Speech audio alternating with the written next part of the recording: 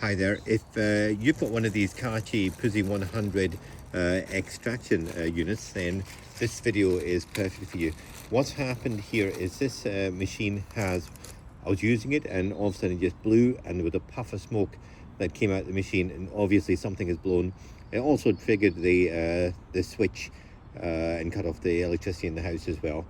So the breaker switch was triggered. The symptoms were, when I actually reconnected the breaker switch and tested it, I found that the motor, when you press this, was running quite like the extraction, which was quite good to know. So the motor wasn't blown, but this switch here wasn't working.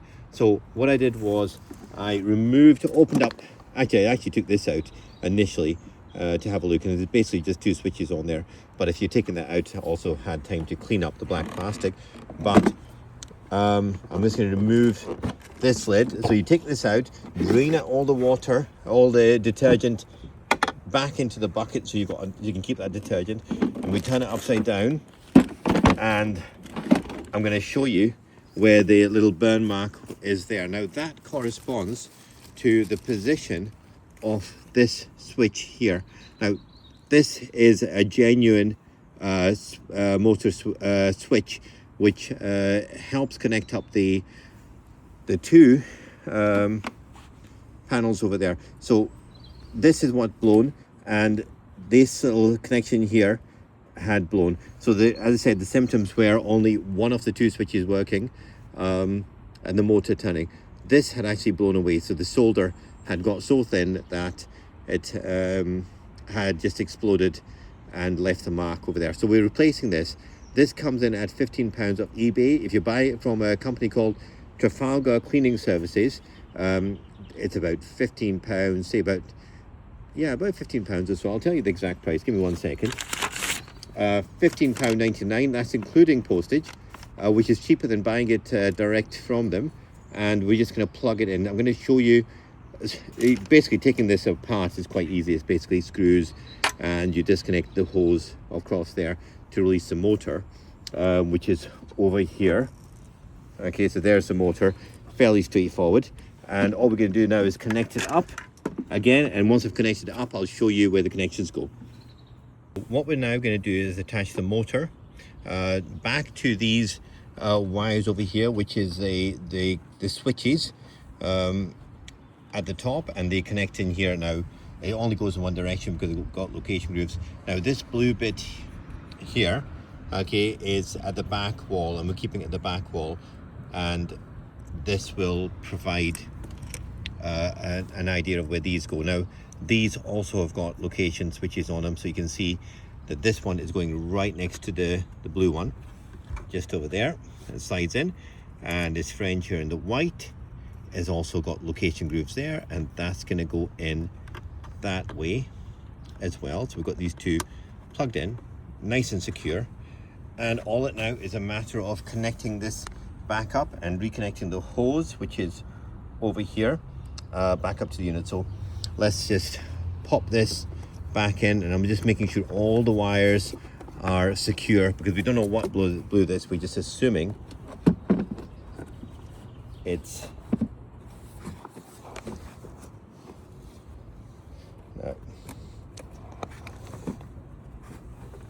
let me just make sure I'm putting this the right way around, and I don't believe I am, so I'm going to rotate it round, to the correct way that it should be. Okay, and again, just checking the wires. There we go, and in it goes, nice and secure. We're going to put the screws in here and one screw in here, which we had taken out earlier, these things, and we're going to connect that up and connect it up, and then we'll try it out. Okay, give me a few seconds. So I'm putting the screws back in, and these are using a T25 Torx screw. You can actually use a flat screwdriver as well.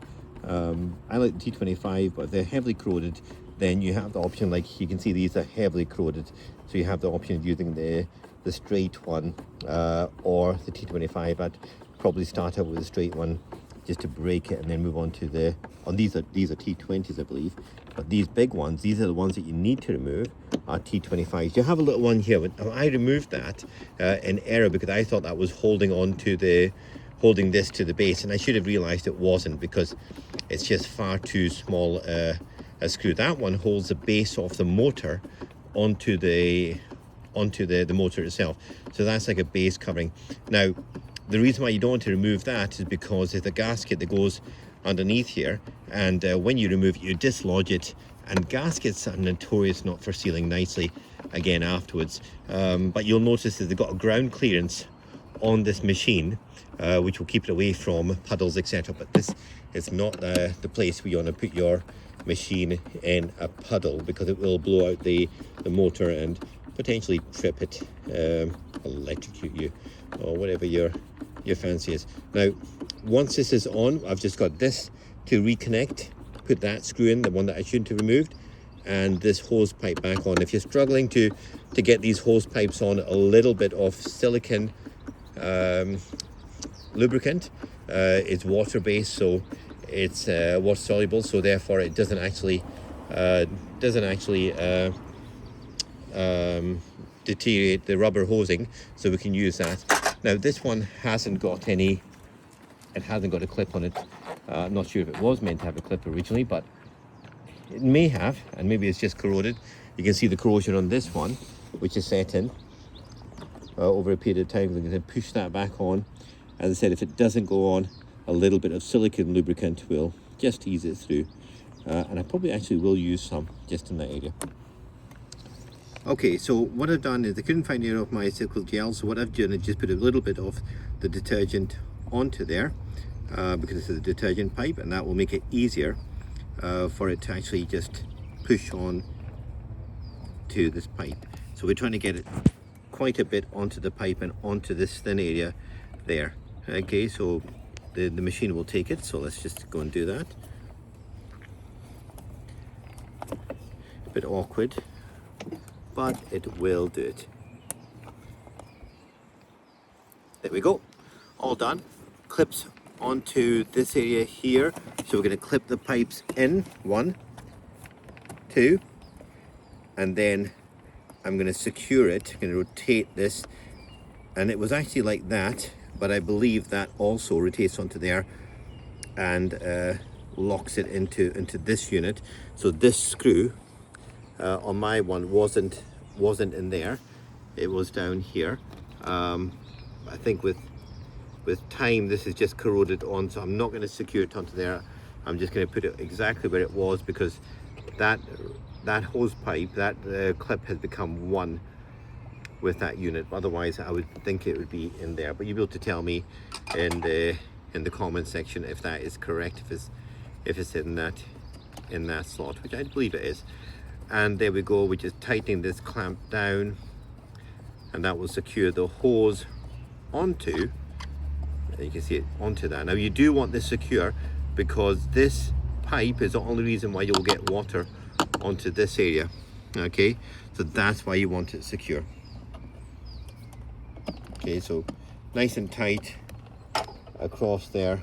I'm using the straight, you can see that is the one that I've used for stirring, so it's not the best in the world, and this is corroded as well, but that's it, secure. Hopefully that will not budge. Test it is nice and tight, and that is the repair. So let's find out if it actually works and if it's a successful repair, and if it has, then this will work perfectly again. Not working. Not working. Why is it not working?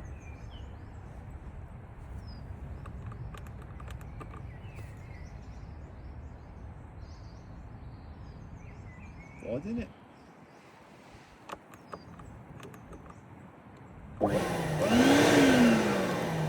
Take that out, and I'll go direct to the switch. Take this thing off, yeah? That's okay, Dan, stop it there.